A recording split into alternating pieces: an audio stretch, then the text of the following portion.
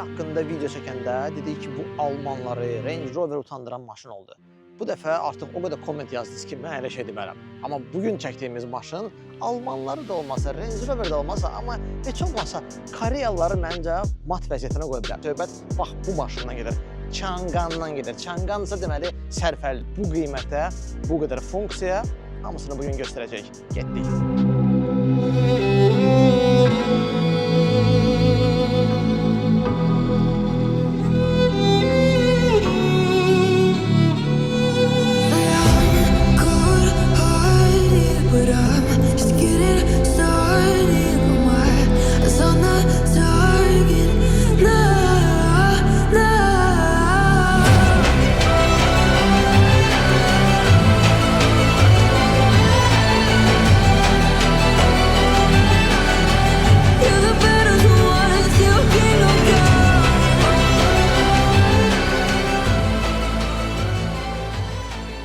Changan'ın bu çəkdiyimiz bugün avtomobili Q05 adlanır. Bəzi maşınlarda, bəzi yerlərdə bu modeli Nevo 05 adlandırırlar. Q05 avtomobili bu şəhər crossoveridir.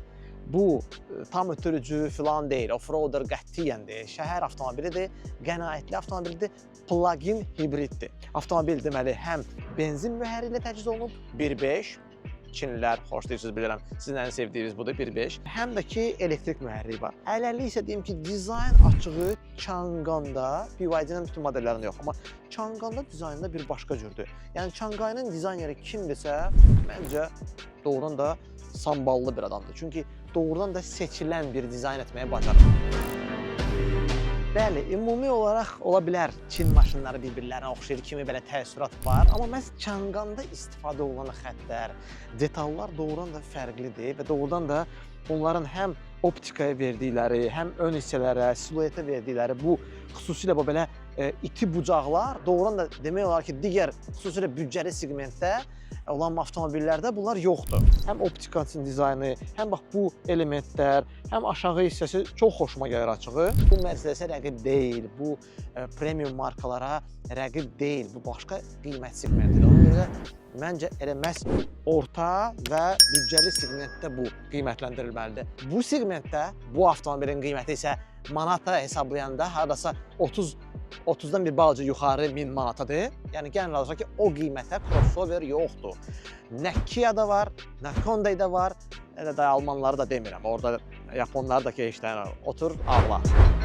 Avtomobil yeri gəlmişkən 19 disklərdə gəlir. 19-luq disklər 225, 55, 19 və burada bu əlavə qara və nikel sayağı, xrom sayağı xətt də ona qəşənglik verir, gözəllik verir. Arxa hissəyə də baxırıq. Arxa hissədə isə də o da dizayn baxımından da məncə hər şey qaydasındadır. Düzdür, ön hissə və yan hissə mənim daha çox xoşuma gəlir. Amma yenə də məncə pis deyil və müəyyən qədər tanınandır. Müsbət tərəf odur ki, burada Çinlilər ölüb getdikləri bir şey qoymayıblar. Yəni belə xoş deyirlər, bir dənə burada belə ortaya bir qaş qoymaq. Burada nə əcəbsə bunu uzatmayıblar. Bunu saxlayıblar yəqin bahalı modellərə. Burada spoiler var, bu zavoddan da hər şey. Maşın yəni yenidir, hələ sahibi heç nə demək olar ki, əlavə eləməyib və heç nə çatdırmayıb. Şarj kabeli belə gəlməyib elə. Təbii ki, arxa kamera, avtomobili təbii ki 360 dərəcə kamera var. Burada ümumilikdə 7 kamera səviyyəsi mövcuddur və belə hər şey qaydasındadır. Gələn də bagajı da baxaq da. Avtomobilin elektriklə açılan bagajı var. Bagaj kompakt crossover olduğu üçün normaldır, düzdür. Buralara hündürdür. Bu da bütün akkumulyator batareyasından təchiz olunmuş, yəni hibrid elektrik avtomobillər üçün bu normaldır və təbii ki, ehtiyat təkəri burada olmur. Başqa heç nə də, yəni belə jilet falan atırlar ora ki, hə, yəni ala istədərsən. Qalan başqa heç nə yoxdur. 12 voltluq akkumulyator da bunlarda hamısında bilirsiniz ki, burada yerləşir. Changan Q05-in kapotun altında nələr var? Əsas məsələlərdən biri budur. Əlbəttə ki, onu baxaq və sizə deyim ki, nə? Kapotun üzərində gördüyünüz o loqo var ha. Bir çoxları düşünürsünüz ki, niyə Changan'ın əvvəldən loqosu başqa idi, indi dəyişib? Bəlkə bu Çin bazarıdır, nədirsə? Yox, əslində isə əksər hallarda bu ona görədir ki, ənənəvi loqosu, ənənəvi benzin tipli, benzin mühərrikli avtomobillərində isə, bunlarda isə artıq elektrikli Changan'larda isə loqo başqa cürdür. Məsələn, yəni ən azı bundan ayıra bilərsiniz. Bu arada çox ağır kapotu var, çox, elə bir ki, 3 dənə kapot tutulmuşam əlində. Pneumatik tutacağı yoxdur. 1.5 həcmli, adi mühərrik, turbo falan deyil. Çox sağ olun turbo qoymadığınız üçün. inverter, elektrikli mühərrik, soyutma sistemi təbii ki, həm ənənəvi mühərriyin soyutma sistemi var, həm də bütün elektrik sisteminin də bilirsiniz ki, inverterdə onun da öz soyutmasına da ehtiyac var. Burada prinsipcə belə ənənəvi hibrid bir kapot altısıdır. Yəni burada qeyri-adi bir şey yoxdur. Ümumi həm elektrikli mühərrik, həm də benzinli mühərriyin ümumi at gücü müxtəlif mənbələrdən 200-dən çoxdur. 215 deyənlər də var, 212 deyənlər də var. Hardasa bax belədir. O ki qaldı torka. Dostumuz Nurlan sözü çox xoş deyir. Tork, fırlanma alanı. Yəni birdən-birə bu verilən güc var ha. O hardasa 330-dur. Hər halda mənbələr belə göstərir. O da pis deyil. Yəni deyirəm, ön ötürücülüdür. Yəni burada tam ötürücüyə falan ehtiyac yoxdur. Ona görə də 330, yəni tam məncə belə yox bəs edir. Hər halda sürəndə indi biz biləcəyik. Bu arada avtomobilin özündə hər şey yəni zavoddandır. Bayaq aşağıdan danışdım, xoşuma gələn elementlər. Amma bu elementlər də özləri həm xrom, həm qara. Mən ağ rəngi bəyənməsəm də, amma düşünürəm ki, məhz ağ maşında qəşəng görünür. Railinglər görürük burada. Xrom, yəni tam olaraq hər tərəfdə var. Fərq eləmir. Çin avtomobili sürürsünüz, Alman, Koreya, Yapon fərq eləmir. Əgər ehtiyat hissələri lazımdırsa, onda bir ünvanda onları axtarırsınız. Hissələr.az saytında. Artıq Mercedes, BMW, Toyota, Kia, Hyundai və hər hansı bir Çin avtomobili sürürsünüzsə, axtarış etməyə ehtiyac yoxdur. Hissələr.az saytında Azərbaycanda fəaliyyət göstərən bütün iri ehtiyat hissələri dükanları var. Sadəcə bir ünvanda Hissələr.az saytına daxil olursunuz və bütün ehtiyat hissələrini oradan tapırsınız. Avtomobil crossover olduğu üçün hündürdür, amma elə-belə hündür yox ha. Yəni baxın, nə dərəcədə böyük bir hündürlük var burada. Görün, bu ayaq qoyulan yer bu. Biraz da, yəni qalxanda bu avtomobilə əməli başlı podnoşka lazımdır. Avtomobilə oturan kimi nəzərimə nə çarpdı? Bu da sükanın aydın məsələdir. Sükan, yəni burada bu çanqanların sevdiyi bu kəsilmə, demək ki, son çanqaların hamısında bunu eləyirlər. Bəlkə bunun sadəcə olaraq yuxarısı kəsikdir deyə, aşağısı kəsikdir də.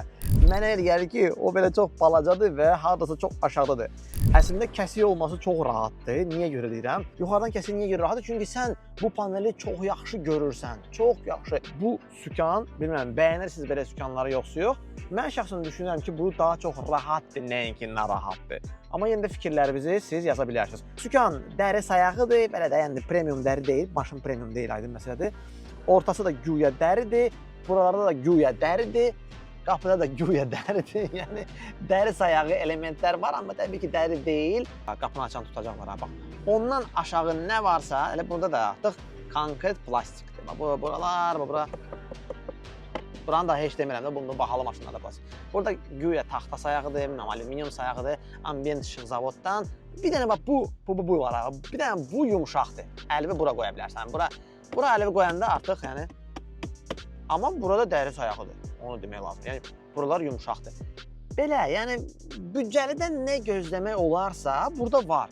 Heç nədə, yəni, segmentində deyirəm, qiymət segmentində, heç nədən burada belə qənaət görmədim mən. Oturacaqlar, bu salon ümumiyyətlə tünd rəngdə də olur, mən bilən kərpic rəngdə də olur, amma bu açıq boz rəngdir. Bilməm, bəyənirsiniz yoxsa yox, bu rəng açıq boz rəng maşına biraz belə işıqlıq verir. İşıqlıq verən həmçinin bir məsələ var, tam panoramik lukdur. Özü də həm lukdur, həm də yəni bir şüşədir, tavandır. Ona görə də maşında prinsipcə işıqla problem olmayacaq. Sükana qalanda isə multirullu təbii ki, görürsünüz, hətta hələ telefonunu çıxarmayaq hələ. Burada həm audio sistemi idarə etmə, həm menyu, həm 360 dərəcə kameranı sürətli şəkildə dərhal açmaq, həm monitora əl dəymədən 360 dərəcəyə keçmək lazım olarsa, həmçinin ağıllı avtopilot sistemi, yəni bu Distronic filan, yəni bu məsafəni saxlayan və s. daxil bütün bunları buradan tənzimləmək olar. Həm avtomobilin idarə etmə modları da çevirmək olar, həm də səsli rejimə də keçirmək olar. Yəni səsli idarə etmə də burada var. Təəssüf ki, ancaq Çin dilindən başa düşür, amma Çin dilindən bir balaca 5-6 kəlmə öyrənsəz, məncə bir çox funksiyaları siz heç bir proqram təminatı yazdırmadan idarə edə biləcəksiniz. Səhv etməmsə 12,3 düymlük bir monitordur burada. Pis deyil, lap da balacalardan deyil, amma biraz da böyük ola bilərdi, açıq deyək. Ənənəvi start-stop qoyublar, hər halda bu plug-indir, tam elektrik deyil. Çünki tam elektriklərdə bu adi bir şeydir. Artıq start-stop da qoymurlar. Bir dənə ayağı tormoza basan kimi avtomobil səni tanıyır və işə salır. Amma burada yenə də benzin mühərriyi var, ona görə də burada start-stop qoyublar. Klimat nəzarəti və qəza işıqları burada ayrıca çıxarılıb. Burada bir tərəfdən yaxşı, digər tərəfdən isə sensordur da. Yəni nə qədər də olmasa sensor o toxunuş təcrübəsini vermir. Yəni o ki o düyməni sıxmadan, o tık eləmədi əlimin altında ya. Bax, o deyil. Avtomobilin xüsusilə şarj saxlamayan telefonlar var da, demirəm markanı. Bax, onun sahibi sizsə mütləq naqilsiz şarjın olması sizə ləzzət eləyəcək və işinizə yarayacaq. Telefon yeri həm də daim şarjdır və burada əlavə böyük bir yer var. Bu 2 mərtəbə tonellər deyirlər də, ona belə 2 mərtəbə. Burada aşağıda var və orada 12 volt, orada yaddaş kartı, registratorun videoları oraya yazılır. Yeri gəlmişkən registrator həm önü, həm arxanı, yəni daim olaraq hər tərəfi çəkir və orada yaddaşa vurur. Ona görə də hətta siz maşında olmayanda belə nəsə baş verərsə, Allah eləməsin, amma baş verərsə, o çox güman ki, registrator tərəfindən çəkiləcək və sonra gəlib ona baxa bilərsiniz. Yeri gəlmişkən, burada təkcə naqilsiz şarj deyil, həm də burada maraqlı belə bir dəlik gördüm. Bu nədir? Məlum oldu ki, bu aşağıdan USB kabeli hər hansı bir məqsədlərlə bura çıxarmaq istəsəniz, yenə də naqilsiz şarj üçün və ya CarPlay üçün, naqilli CarPlay üçün çıxarmaq istəsəniz, bu aşağıdan taxırsınız onu oradan və buradan da çıxarırsınız və buradan qəşəng belə səliqəli olsun. Ekrana qalanda isə təbii ki, bütün müasir maşınlarda olduğu kimi hər şeyi idarə etmə buradandır. Yəni çox şeyin. Təbii ki, burada zavoddan naviqasiya var. Bir çox şeylər təbii ki, işləmir. Çin üçün olduğu üçün. Menyu ya Çin ya İngilis dilindədir. Bizə maraqlandıran bax budur, avtomobil idarə etməsi. Bax, burada artıq çox şeyi idarə etmək olar. Görürsünüz ki, avtomobil hal-hazırda akkumulatoru yeri gəlmişkən 19 kW'lıqdır. Akkumulatoru 47% şarjı var və sistemi bizə göstərir. İşıq sistemi, arxanı açmaq, nə bilim, yanacaq doldurma çəninin qapağı açmaq və s. və axır bu bizə lazımdır.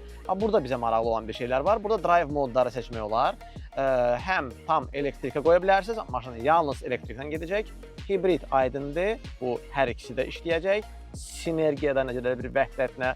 Daha sonra extend var burada. Bu hansı ki bizə həm elektriklə getmək, həm də lazım olarsa mühərriyin elektrikli şarj etmək üçün bir istifadəsi də deməkdir. Hər halda mən belə başa düşdüm. Və Intelligent bu ağıllı sistemdir, hansı ki özü müəyyənləşdirir. Baxır da siz hal-hazırda harda gedirsiniz, həm üzü yuxarı gedirsiniz, şəhər gedirsiniz, traslı gedirsiniz. Ondan asılı olaraq avtomobilin ən optimal istifadə rejimini seçir. Əslində bu hibrid sistemi özü seçməlidir bunu, amma indi burada bunu Intelligent adlandırıblar və ona görə də bax belə. Comfort Parking bu müxtəlif ağıllı sistemdir, Drive Mode Safe, stabilizasiya sistemi, Auto Hold bu bilirsiniz ki, üzü yuxarı və üzü aşağı gedəndə lazım olan, yəni enişdə yoxuşda özünü saxlama sistemi var. Ayrıca məhz üzü yuxarı getmək üçün sistem var. Bu inşallah Çin dilində öyrənsəm biləcəm bu nədir. Həmçinin burada emergency, yəni fövqəladə şəkildə avtomatik tormozlanma, yəni qabağınıza hər hansı bir insan maneə çıxarsa maşın özü tormozlasın və ya trafikdə, yəni taclara gedirsinizsə, orada təhlükəsizliyi qoruyan sistem, daha sonra lane keeping, yəni bu zolağı tanıma sistemi və zolaqda saxlama sistemi var. Daha sonra zolağı dəyişmə, bunu qabaqlayıcı falan, bütün bunlar, bu sistemlər var. Uzaqdan idarə etmə, parking, yəni bilirsiniz ki, uzaqdan yəni avtoparkinqi aktivləşdirmək üçün bunu istəyirsinizsə aktivləşdirin. Daha sonra enerji baxımından burada hansı ayarlar var, bütün bunlar. Daha sonra burada nələr var burada? Yəni çoxdur burada təbii ki.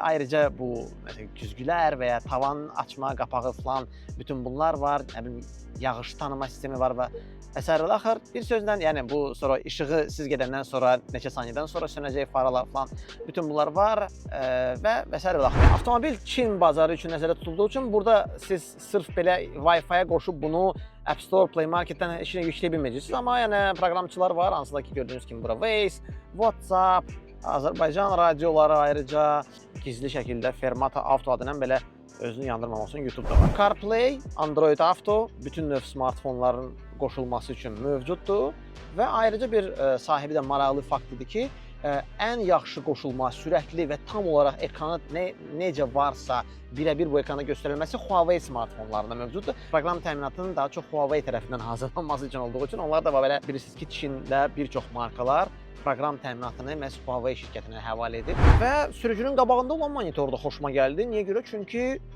böyükdür. Yəni bir çox markalarda hələ də indiyə kimi də bu monitora çox böyük üstünlük verirlər. Amma buna eləyirlər balaca, ya kasat. Amma burada monitor çox xoşuma gəldi və görürük ki 622 km sırf bu 622 km sırf bu yanacaqla getmək mümkün olacaq.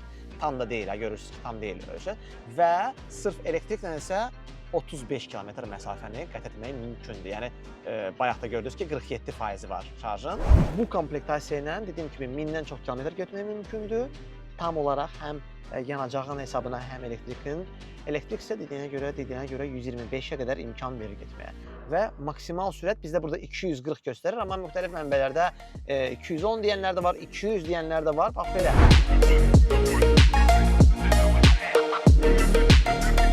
Özüm üçün tənzimlədiyim ön oturacağın arxasında, yəni özümün arxasında oturmuşam. Yerə baxın. Bu qədər yerə baxın. Nə qədər yer var burada. Amma başqa məsələlərdə xüsusi bir keyf burada funksiyaları yoxdur. Çünki büdcəli segmentdir. Burada yalnız sadəcə 2 USB, Type-C deyil. Yəni bu qiymətə USB də qoymaq olar. Yəni bunun dəyəri dollar, 3 dollar, 5 dollar bunun dəyəri var. Təbii ki, kommentlərdə yazacaqsınız ki, bu qiymətə nə istəyirdin sən? Nə bəlkə sənin üçün burada masajda olsun, qızdırıcı da olsun. Çox olar bu qiymətə, yəni 32-33 minə çox olar. Çox şey istəyirəm, yoxsa yox? Yox. Bu şərhlərdə yazılır. Avtomobil gedərkən birinci təcrübələndiyim bir şey ki, mahnı səsi hardan gəlir? Sən demə, burada avtomobil elektriklə getdiyi üçün ətrafdakılara avtomobilin gəlişini səslə bildirmək üçün Çin sayağı musiqisi gəlir. Elə təntəraqlı gedirəm ki, mahnı səsi siz eşitmirsiniz yəqin ki. Gördüyünüz kimi avtomatik olaraq qabaqda olan bu ağıllı kamera qarşıda gələn avtomobili də göstərir, yanda olan avtomobillər də müəyyən edir və hətta qabaqda olan maşına qədər məsafəni də göstərir. Hətta mən stopu basanda 3D modeldə görürsünüz, işıq ya yanır ya sönür. O tormoza basanda bunu da, yəni animasiyanın özündə belə yanır. Belə rahatlığı var. Təbii ki, daha uzun müddətli test olsaydı, daha çox təcrübə danışmaq olardı. Changan Q-An və ya sadəcə Q05 avtomobilini bugün icma etdi. Ümid edirəm ki, bu videonu bəyəndiniz, faydalı gəldi. Changan sürənlər, sürmək istəyənlərə, almaq fikrində olanlara, ümumiyyətlə Çin maşını ağıldan keçənlərin hamısına bu videonu nə edirsiniz? Göndərirsiniz. Bu avtomobili həm bu qiymətə alırsınızsa artıq qabağa düşürsünüz. Ailə üçün münasibdir. Həm də ki, daha sonra qənaət edirsiniz. Çünki çox aşağı bir sərfiyyata malikdir. Amma vaxt məsafəsi keçəndən sonra, yəni bir ildən sonra həmin insanla biz görüşüb yenə də üzü güləcəkmi, yoxsa kədərli şəkildə bizim qabağımıza çıxacaq? Bunu vaxt göstərəcək. Hər halda söz verib ki, bir ildən sonra biz yenə də görüşəcəyik. Sağlıq olsun dostlar. Sizdən isə videoya bəyənmə və videoya yaxşı bir şərh gözləyirik. Növbəti videoda görüşək.